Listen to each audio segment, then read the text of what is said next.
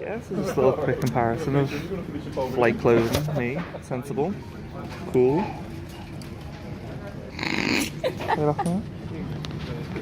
See, just a regular guy then.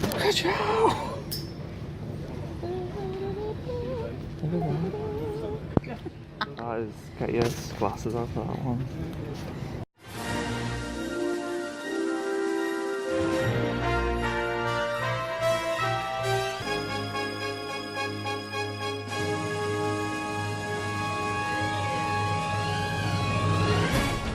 So we have just checked in for our flight.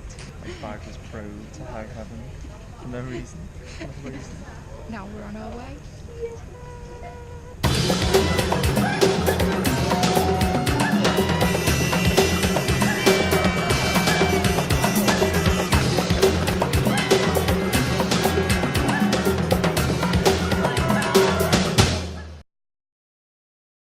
Hi, my name is Tony. I'm Joe. And this is Roamin Rookies.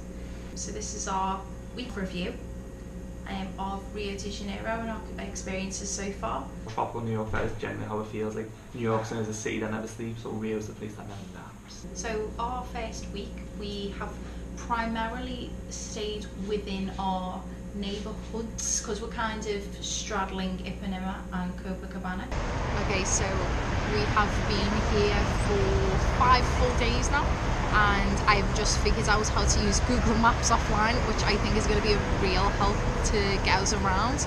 So you can download offline maps. It'll still show the little blue dot. Now originally mine was showing as grey to locate where you are.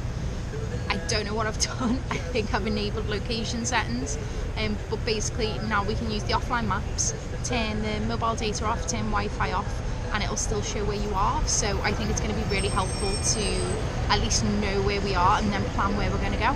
We have done a walking tour, haven't we? And that was with free walker tours. It wasn't the best walking tour that I've ever done. It's a lot of walking and little information. Yeah. So because it was our second full day, it was good to see places, and it ended very nicely like a late night picnic by the lagoon, which was really nice. And obviously the food given to us was free, and it was authentic Brazilian food. It was free. Obviously you feel obliged to give a little bit of money, and we did, but if you want to walk away and give absolutely nothing, you've got to be that sort of I feel it was worth.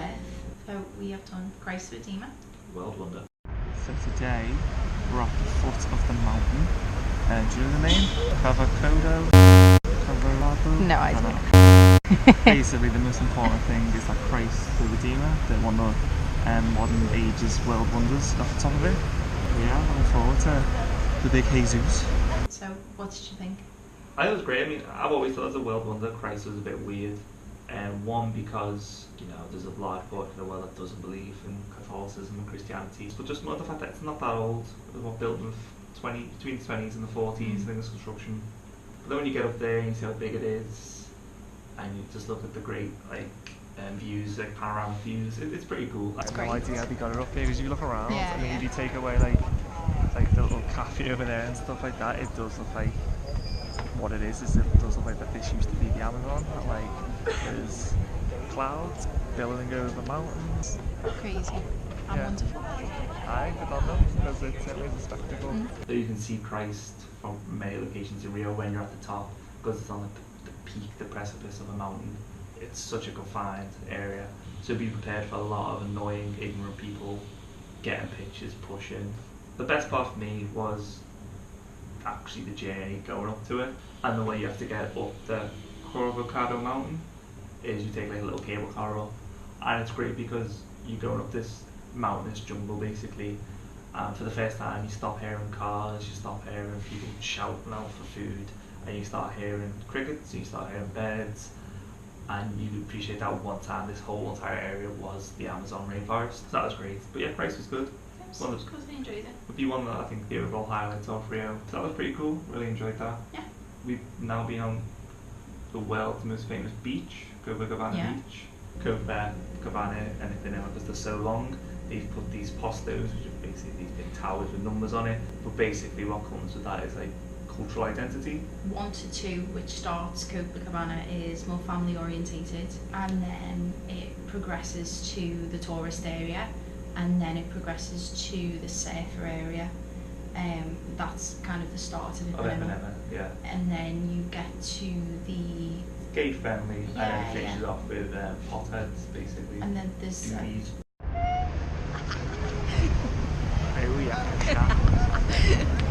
Caipirinha.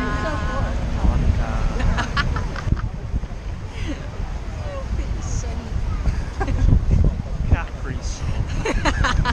No means no, kid. Yeah. The end, I think, is like the really posh Yeah, I think it's really expensive. area as well.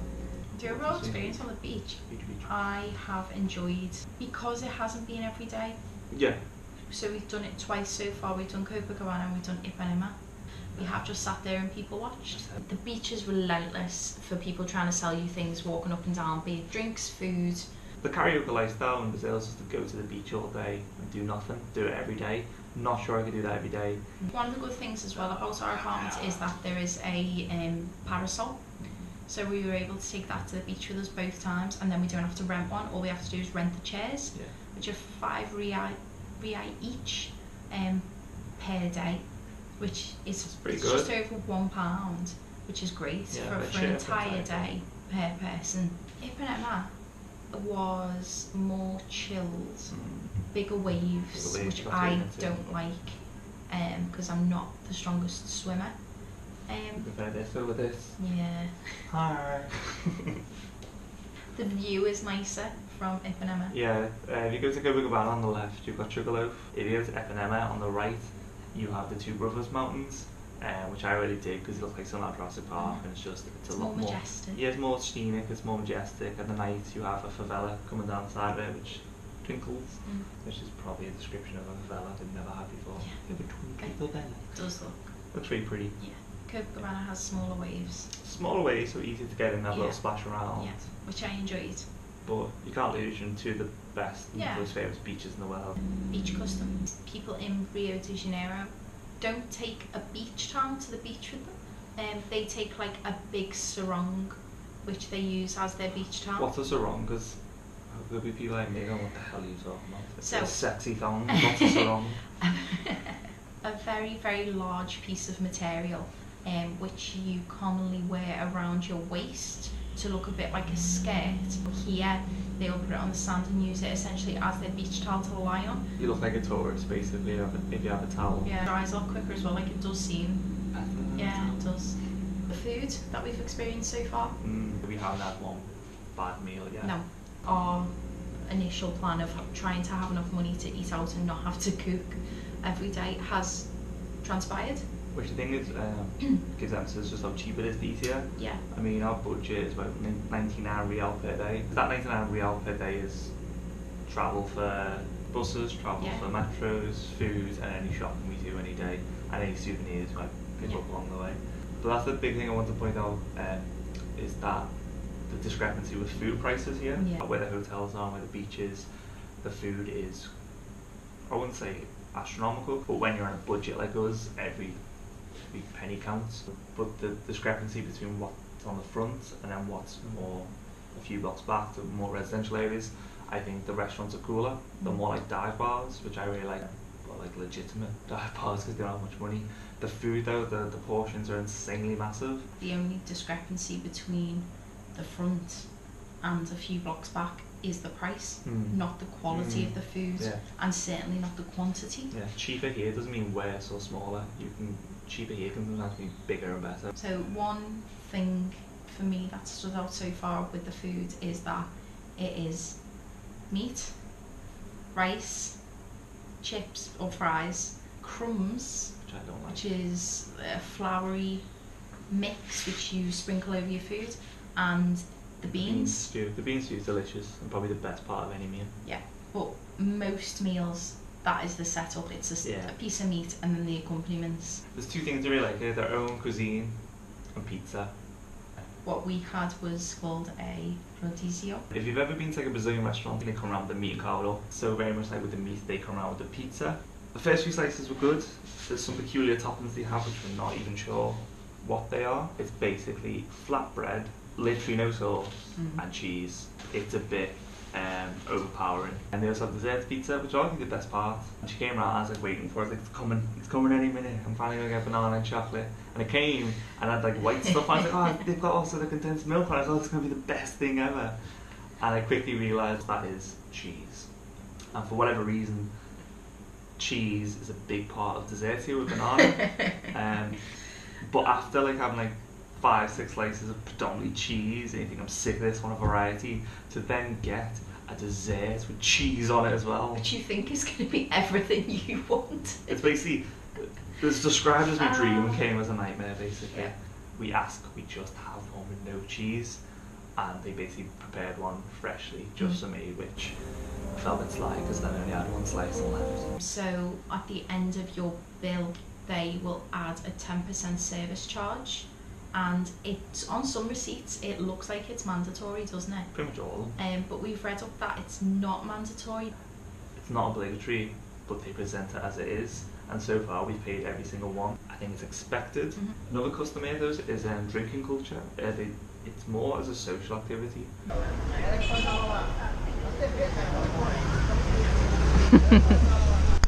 So the culture in Britain seems to be to drink to get to a paralytic state. And here, ladies and gentlemen, we have not even a drunk Joe. Well, he says he's not drunk anyway. But a citrus sickly 26-year-old Mr. McFarlane. Man down. Hey Joe, how was your birthday? It was great. But the citrus. But the citrus. Oh, we forgot to take a picture of rounds 5 and 6. But this is the outcome, so I guess this'll do. Happy birthday. How many more? It's really the citrus. While over here, you have these big, massive 600ml bottles, but they're not for you, not per person. They are for a group of 2, 3, or maybe even 4. The native beers, so like Skål and Brahma and Tanzania, they're all pretty much there, like 600ml, which the way you're supposed to do is if you were 2 people, you get the 600ml bottle, you get 2 glasses, and you just top it up as you go. So I personally like that customer drinking to be social, drinking to talk.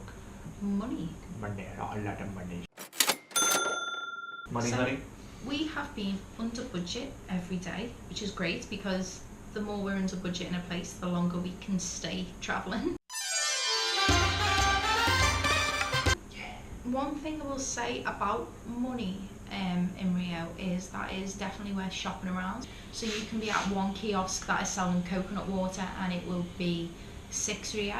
You can go 100 foot along to the next kiosk and it will be 7. You could very easily do something like Rio on a very small budget for a very long time. Yeah. Another topic that we were going to discuss was safety. Rio has such a bad rap, and I think some of it's warranted, some of it isn't. We were eager to come here, but at the same time we were apprehensive, like what will it be like? Will we be cowering in our apartment every day, terrified to leave? Or is it a bit all overblown? And so far I think it's a little bit all overblown. So at the moment we're in our Airbnb apartment in Rio, because it is someone's home, you're not on the front of the beach, you're not in like the Times Square of Rio de Janeiro, you're in a residential street, in a residential area. And so because of that, I think I've personally felt a lot safer, a lot more comfortable, a lot more quickly. I think if you're going to be someone who stays on the front, and that's all you experience is the beach and the hotspot tourist locations, you've only really experienced the veneer of Rio, while being a few blocks back, being literally less than 5 minutes away from a favela, drinking with locals, drinking at bars and favelas, eating in places which are usually local hangouts. It gets you a better experience in Rio which you wouldn't get in a hotel, so that's a good byproduct of Airbnb as well. A lot more integrated. Yeah, but much more quickly. Each passing day we discover new streets, we discover new restaurants, we discover new places, and so we've relaxed, we've had fun on the beach, we've had a few drinks, but throughout all that I've constantly been aware of my surroundings and where my phone is and where my wallet is.